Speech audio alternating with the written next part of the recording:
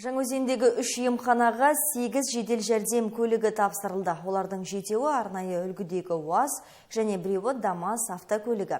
Көліктерді қала әкімі Мақсат Ибағаров пен қалалық мәслихат хатшысы Сақи Мыңбай емхана басшыларына салтанатты түрде табыстады.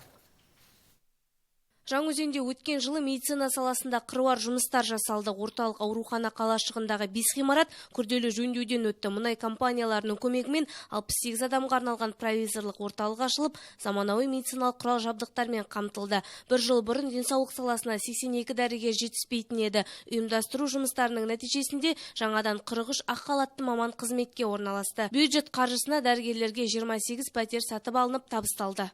Өздеріңіз білесіңдер, осы жылдың басында біздің скорый машиналарымыз қандай, 6 ай бұрын қандай, 2 жыл бұрын қандай, бірақ енді осы мемлекеттің дұрыс саясатының бағытында осы жыл барлық жедел жәрдем машиналарының бәрін ауыстырдық жаңа машиналарға. Сонымен қатар поликлиникалардың 4-ші категория жедел жәрдем машиналарын ауыстыруға отырмыз. Енді шын жүректікпен құттықтаймын біріншіден.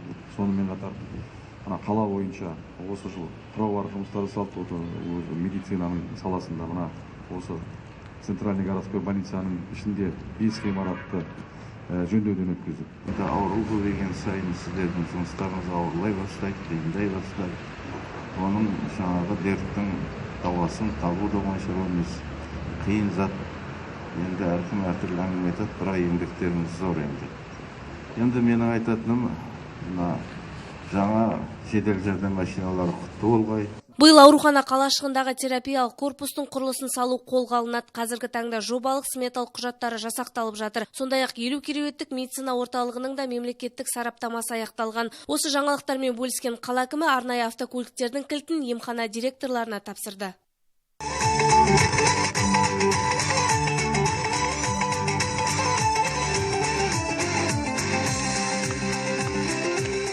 Қала әкімі арнайы автокөліктердегі мүмкіндіктерді көріп шықты. Еске сала кетейік, бұған дейін қаладағы жедел жәрдем қызметіне де көліктер тапсырылған болатын. Жансай Оразбай, Сәбит Ұлықпан, Баққали Зиядинов, жаңалықтар.